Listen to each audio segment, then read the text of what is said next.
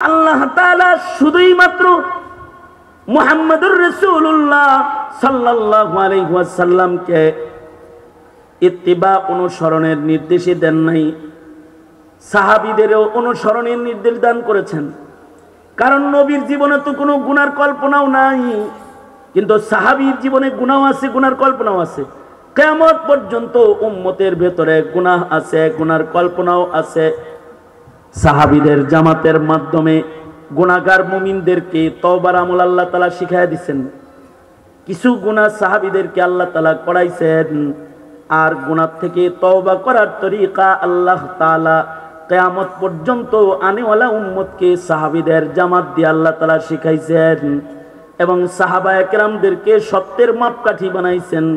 আমিনু কামা আমানান নাস, রাসূল বলেন বিআইয়িহিম ইক্তাদাইতুম ইহতাদাইতুম, আমার জামাতের যাদেরকেই তোমরা ফলো করবে, যে কোনো একজন সাহাবীকে ফলো করলে সারা দুনিয়ার মানুষ আল্লাহর জান্নাতের ভেতরে চলে যাবে। যেই সাহাবীর জীবনে গুনাহ হয়েছে তাকেও যদি কেউ ফলো করে তাইলেও সে জান্নাতে চলে যাবে, কারণ তার কাছে তওবা শিখার বিষয় আছে। তওবাটা ওই সাহাবীর কাছ থেকেই শিখতে হইতেছে। সাহাবীদের জীবনে তো গুনাহ হয়েছে। এক সাহাবী আইয়া বলে কি যে আল্লাহর নবী আমি জিনা করছি। আল্লাহর রাসূল বলেন না না তুমি জিনা করো নাই। নবীজি মুখ ঘুরায় ফেলছেন।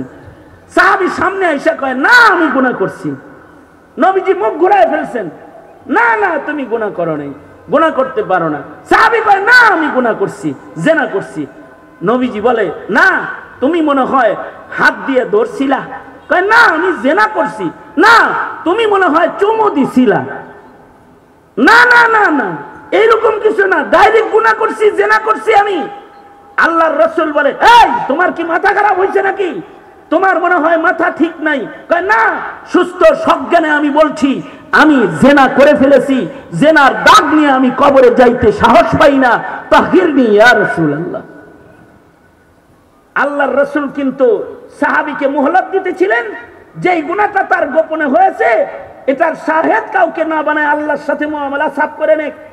এ কারণে আল্লাহর রাসূল বারবার ঘুরতেছিলেন, কারণ যেই গুনাহের কোনো সাক্ষী নাই ওই গুনাহের প্রচার করার দরকার নাই। ওই গুনাহ থেকে যদি খালিস তওবা হয় এর মাধ্যমেও উম্মতের নাজাতের রাস্তা আল্লাহ তাআলা খুলে রেখেছেন। কারণ উম্মতকে তো আল্লাহ তাআলা গুনাহ থেকে নিজেকে ফিরায় রাখলেও সওয়াব দান করে মাগফিরাত দিয়ে দেয়। তে গোপনেও গুনাহ হয়ে গেলে তওবার দরজা খুলে রেখেছে, ডাকতে থাকে শেষ রাত্রিতে আলা মিন মুস্তাগফিরিন, আছো কি কেউ যে আমার কাছে ক্ষমা চাইবে? ক্ষমা চাইলে তোমার জিন্দেগীর গুনাহ যা আছে সব আমি মাফ করে দেব। আল্লাহ তাআলা তো বান্দাদের জন্য সকল দরওয়াজাগুলো খুললেই দিয়ে রাখছেন। সাহাবায়ে কেরাম কিন্তু এই দরজা পাওয়ার পরেও ওই যে তারা তো আমাদের মতো না, তারা হলো সামিয়ানা ওয়া আতানার ঈমান তাদের।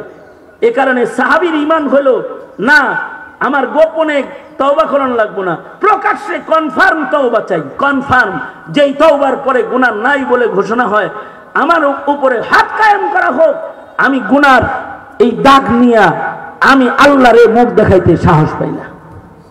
শেষ বেলায় সাহাবী স্বেচ্ছায় সজ্ঞানে সঙ্গে সারকে গ্রহণ করে ফেলেছেন। হাদিসে এক মহিলার কথা আছে, মহিলা আসছে আয়েশা ইমরাতে গামিদিয়া আসছে, আয়েশা বলে আমি জিনা করেছি। আল্লাহর নবী বললেন না জিনা করো নাই। নবীজি এ কথা বললে মহিলা বলে না আমার জিনার সন্তান আছে আমার পেটে।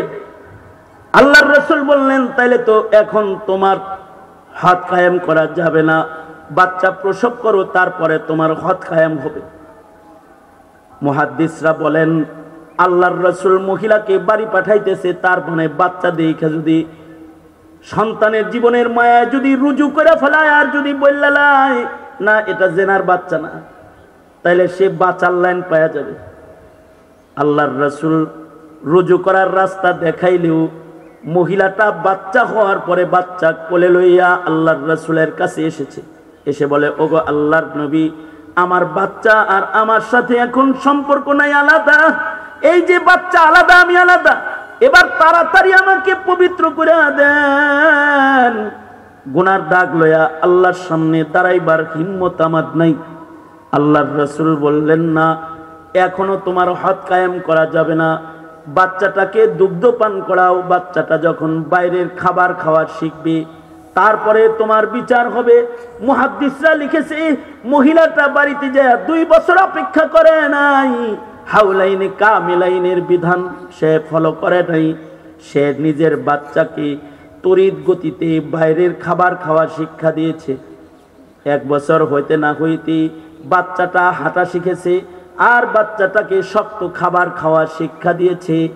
কোলে করে বাচ্চা নিয়ে আসে নাই, বাচ্চার হাত দুইরা, বাচ্চার এক হাতে রুটি দিয়া জমিনে বাচ্চাকে হাঁটায়া হাঁটায়া নবীজির কাছে লয়ে এসে কয়, আল্লাহর নবী, এই যে দেখেন আমার বাচ্চার আমার পায়ে হাঁটা লাগে না, আমার বাচ্চাটা ও নিজের পায়ে হাঁটতে জানে। ওগো আল্লাহর নবী, আমার বাচ্চার আমার স্তনের দুধ লাগে না। কিসরাতু খুবজিম বিয়াদি, তার হাতের দিকে তাকায়া দেখেন রুটির টুকরা রয়েছে। ওগো আল্লাহর নবী, এবার আমার উপরে জেনার হদ কায়েম করা যায়? আমার সাথে আমার মতো মা বাচ্চা না থাকলে বাচ্চা এখন বেঁচে থাকবে। আল্লাহর রাসূল বাচ্চাটাকে আরেকজনের হাওয়ালা করে দিয়ে আল্লাহর রাসূল সঙ্গে সার করার জন্য আদেশ করলেন।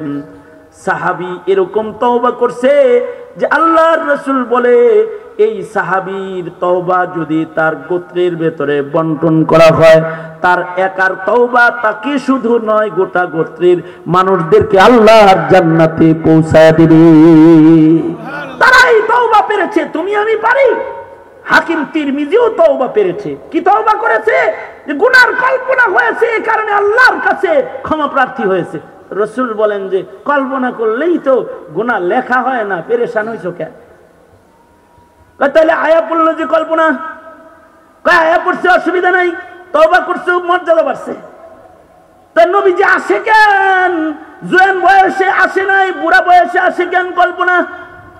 আল্লাহর রাসূল বলেন, হাকিম তিরমিজি, জোয়ান বয়সে নবীর কাছাকাছি ছিল, জমানায় নবুয়তের কাছাকাছি ছিল, এ কারণে নফসের হালত ভালো ছিল।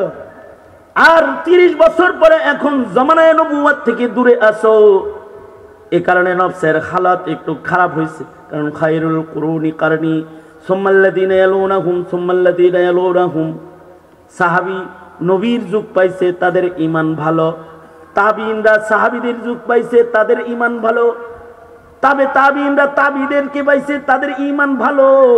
হাল জামানায় যারা উলামায়ে কেরামদের সোহবতে যায় তাদের ঈমানও কিছু ভালো, কিন্তু যারা নাস্তিক মুরতাদ কাদ্দানি আর শয়তানদের কাছে যায় বসে থাকে, এরা মুসলমানের ঘরে জন্ম কিন্তু ঈমান ভালো নয়, তারা পশ্চিমার দালালিতে নিজেকে ন্যস্ত করে ফেলায়, পশ্চিমার দালাল হয়ে যায়।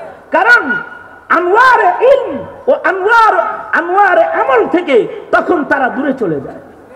তখন তাদের না তওবার ইচ্ছা জাগ্রত হয়, না তাদের হক্কানিয়তের পথে চলার মতো কোনো সংকল্প তাদের ভেতরে এসে যায়। তখন তারা দ্বীনের ব্যাপারে দুর্বল হয়ে যায়। অথচ সাহাবায়ে কেরামের শান হলো আশিদ্দা ও আলাল কুফার। আর হাল জামানার মুসলমানের ঘরে জন্ম নেওয়া মুসলমানের হালত হলো কাফের মুশরিকদের সাথে তাদের পীড়িত পয়দা হয়েছে, কাদিয়ানির সাথে পীড়িত পয়দা হয়েছে। আর এই দেশের মুসলমানদের যারা সরকার, তাদের হৃদয়েও কাদিয়ানি পীড়িতি আছে। যারা দেশ চালায় তাদের হৃদয়ে নাস্তিকের পীড়িতি আছে। বরঞ্চ কোন কোন ক্ষেত্রে আলেম বিদ্বেষ তাদের ভেতরে সুস্পষ্ট প্রমাণিত হয় যে আলেম জেলখানায় রয় আর নাস্তিকরা বাজার গরম করে লয়, কাদিয়ানিরা বাজার গরম করে চলাফেরা।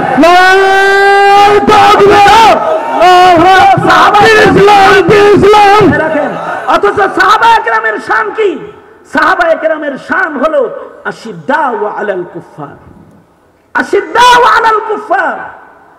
মুহাম্মাদুর রাসূলুল্লাহ, মুহাম্মাদুর রাসূলুল্লাহ ওয়াল্লাযীনা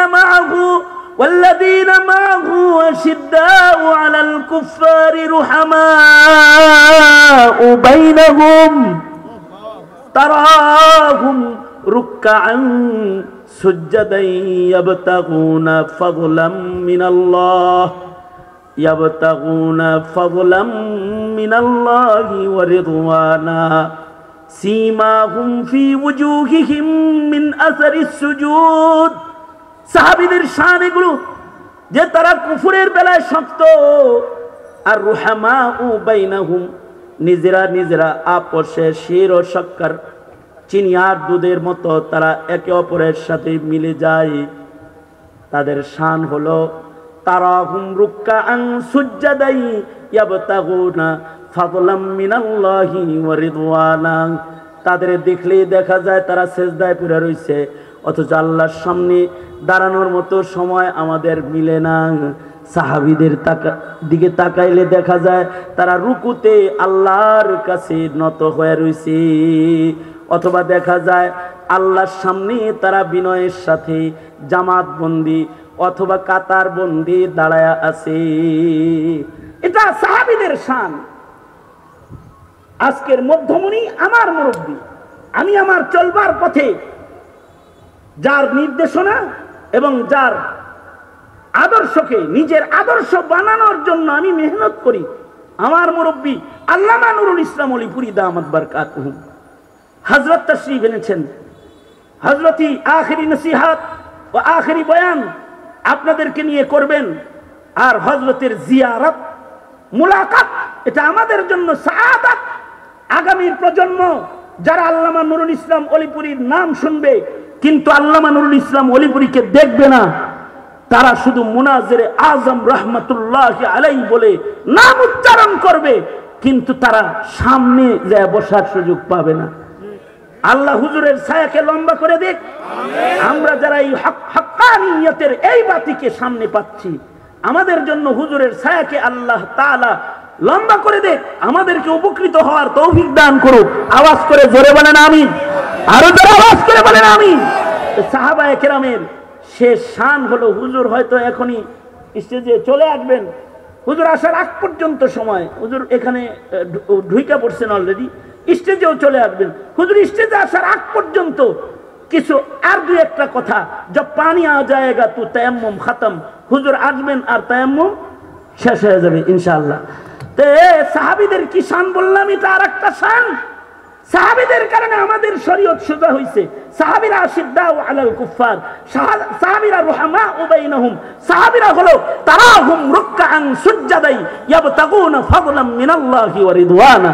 আর আমাদের শান হলো নামাজ পড়া তো দূরের কথা, ওয়াজ মাহফিলের খালি প্যান্ডেল ভরে থাকে, শ্রোতা তালাশ করে পাওয়া যায় না। আপনারা আছেন আলহামদুলিল্লাহ, কথার কথা বলতেছি আর কি। মসজিদ ফাঁকা পড়ে থাকে, মুসল্লি খুঁজে পাওয়া যায় না। ফজরের নামাজের সময় মসজিদে সামান্য কিছু মুসল্লি রয়, বাকিরা ঘুমন্ত ঘরের ভেতরে ঘুমের ঘরে বিভোর রয়। নামাজ পড়ার মতো মেজাজও নাই। এই যে রমজানুল মুবারক আসতেছে, এই রমজান মাসে এক সেজদা দিলে 70 সেজদার সওয়াব পাবেন, নফল করলে ফরজ পাইবেন। এরপরেও দেখবেন একটি চক্র আছে যারা নামাজ কমানোর মেহনত করবে। নামাজ যত কম পড়া যায়, 20 রেকাত করতে 8 বানাইবার লেগে উঠা পড়ে লাগে যাইব একেবারে দলিলা দিল্লা সেজদা, যে 20 এর 8 বানাও মানে কিছু সেজদা কমাও। কিন্তু সাহাবীরা হলো তারাহুম রুকআন সুজদাই ইয়াবতাগুনা ফাদলাম মিনাল্লাহি ওয়া রিদওয়ানা। একটি হাদিসের মাধ্যমে আমি আমার আলোচনার শেষ দিকে চলে যাইতেছি। মুসলিম শরীফের রিওয়ায়াত, এক সাহাবী আরেক নবী আলাইহিস সালাতু ওয়াস সালামকে ওযু করায়া দিবেন। এক সাহাবী নবীজিকে ওযু করায়া দিবেন। আল্লাহর রাসূলকে ওযু করাইলে খুশি হয়ে যেতেন, কারণ ওযুর পরেই মাশুকে হাকিকের মুলাকাত তাহিয়াতুল ওযুর নামাজ আছে। নবীজিকে ওযু করাইলে খুশি হয়ে যেত। এ কারণে বহু সাহাবী ওযু করায়া করায়া ভালো ভালো দুয়া নবীর কাছ থেকে নিছে। আল্লাহু আকবার বলেন। আব্দুল্লাহ ইবনে আব্বাস নবীর কাছ থেকে তাহাজ্জুদের সময় দোয়া করায়া ওযু করায়া দোয়া লয়ে লইছে।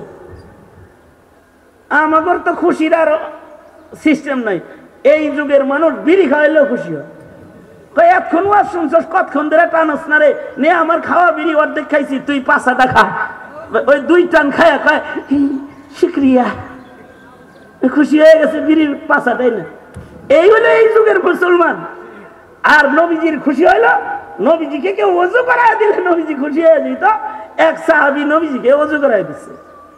কাউকে ওযু করায় দিলে শুধু নবীজি খুশি হয় না, কাউকে ওযু করাইলে আল্লাহ খুশি হয়। সুবহানাল্লাহ, আরো আস্তে করে বলেন সুবহানাল্লাহ। আপনি যদি কাউরে সুন্দর করে ওযু শিখাইয়া দেন, ওযু করাইয়া দেন, আল্লাহ খুশি হয়ে যাবে। কারণ ওযুর পরে সে কার কাছে যাইব? ইবাদতের চাবির নাম তো ওযু। এবং ওযু করানোর এই আমাল আমাদের ভিতরে না থাকলেও পূর্বের যুগে ছিল, নলকূপ করে দিত ওযু করার লেগে, পানি খাওয়ার লেগে, খেদমতে খালক। এখনো পর্যন্ত আরবরা ওযুখানা বরাদ্দ দেয় আমাদের দেশে। জায়গায় জায়গায় দেখবেন ওযুখানা আছে, নাম লেখা আছে বিদেশ থেকে অমুক আব্দুর রহমান ইবনে আব্দুল্লাহ পাঠাইছে, এই ধরনের একটা নাম লিখে দিয়ে দেয়। তার মানে আল্লাহর বান্দাকে ওযু করায়, ওযু করায় যদি ওযুওয়ালা যে ইবাদত করব তার কিছু কবুল ইবাদতের হিস্সা যদি পাওয়া যাওয়া যায়। সাহাবী নবীজিকে ওযু করাইছে, নবীজি তো খুশি হয়ে গেছে। খুশি এরকম হওয়া হয়েছে বেহাত খুশি। খুশি হয়ে আল্লাহর রাসূল বলে, সালমা শিতা, সাহাবী তোর যা মনে চায় তাই চা, তুই আজকে আমার কাছে যা চাবি আমি তোকে তাই দেব। সুবহানাল্লাহ। আগামীকাল বললেন কি করাইছে? কি করাইছে? ওযু করাইছে। ওযুর পরে আল্লাহর রাসূল কি বলে? তুই যা চাস তাই তোরে দিব। সাহাবীও কায়দা মতো কোপ মারছে। সাহাবী বলে কি, যা চাই তাই দিবেন? হ্যাঁ, যা চাস তাই দিব। রিফাকাতুকা ফিল জান্নাহ, আপনার লগে জান্নাতে বন্ধু হিসেবে থাকতে চাই। আল্লাহর রাসূল বললেন, আগায়রা যালিক, অন্য কিছু চাইতে পারো না, এটা না চাই আর কিছু চাও। তার মানে আল্লাহর রাসূল বুঝাইতে চায় যে বেশি বড় চাই হালাইছো, একটু ছোট করে চাও। রাজার মেয়েরে যদি রিক্সাওয়ালা বিয়া করবার চায় তাহলে জিনিসটা একটু বেখাপ্প হয় না। বাপে কইছে তুই কারে বিয়া করতে চাস রে? কয় রাজার মেয়েরে। জিনিসটা কেমন হইলো? চালায় রিক্সা, রাজার মেয়ে বিয়া করবার চায়। সাধারণ সাহাবী, কিন্তু সে ওযু করায় নবীর কাছে চান্স পাইছে আর কয় রিফাকাতুকা ফিল জান্নাহ, আল্লাহর নবী আপনার সাথে জান্নাতের ভিতরে থাকবার চাই। বড় জিনিস চায় ফলাইছে। অর্থাৎ নবুয়তের শান পর্যন্ত সে এক কামে লাভ দিয়া জান্নাতের ভিতরে ওই শানে নবুয়তের সঙ্গী হইবার চাইতাছে। হ্যাঁ, কখনো কখনো ছোট আমল দিয়েও নবীর সাথে জান্নাতে থাকা যায়, সুন্নত দিয়ে নবীর সাথে থাকা যায়, মোহাব্বত দিয়ে নবীর সাথে থাকা যায়, পিতামাতার দোয়া দিয়েও নবীদের সাথে জান্নাত পাওয়া যায়। হাদিসে আছে মুসা আলাইহিস সালাম আল্লাহকে বলে, আল্লাহ আমার জান্নাতি বন্ধু কি হবে? আল্লাহ বললেন কসাই।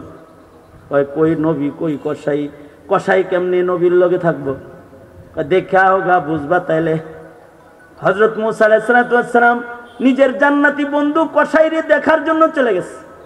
যা দেখে গোশত বেচে, সারাদিন গোশত বেচে অল্প একটু গোশত লইয়া বাড়ি চলে গেল।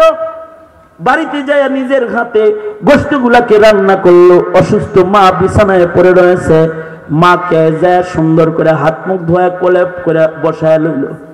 ছোট্টবেলায় মা যেমন সন্তানকে কোলে লইয়া দুধ খাওয়াইছে, খানা খাওয়াইছে, সে আজকে বৃদ্ধা মাকে কোলে লইয়া খাবার খাওয়াইতেছে।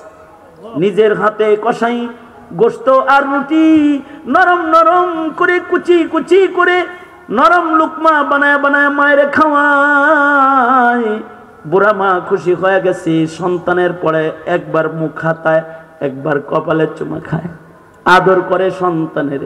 আর দুহাত তুলে মহিলা কয়, আল্লাহ গো, আমার সন্তান কষাই কিন্তু আমার দিল জুইরা ফেলাইছে, আমার দিল শান্ত করে ফেলেছে। আমি তারপরে খুশি হয়ে গেছি।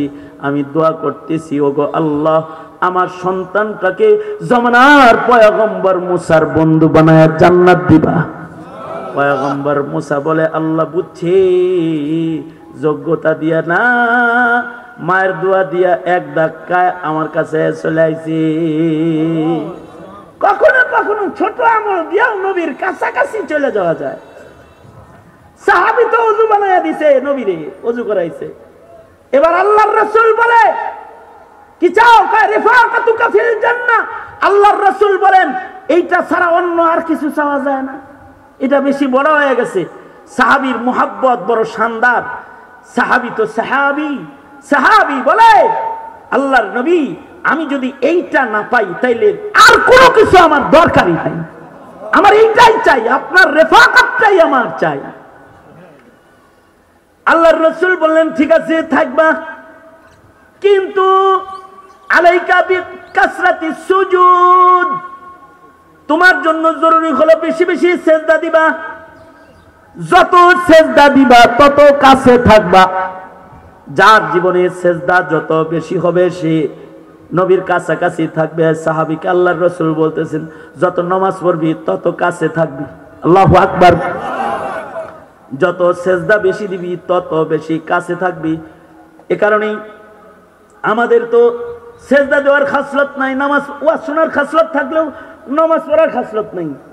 কিন্তু নবীর সব সাহাবী নামাজের খাসলত, নবীর সব সাহাবী সেজদায় পড়ে থাকার খাসলত। কারণ সেজদা যত বেশি নবীর কুরবত তত বেশি। আল্লাহু আকবার। সেজদা যত বেশি নবীর নৈকট্য উম্মতের তত বেশি। এ কারণে জামাতে সাহাবার নামাজের আশেক, সেজদার আশেক।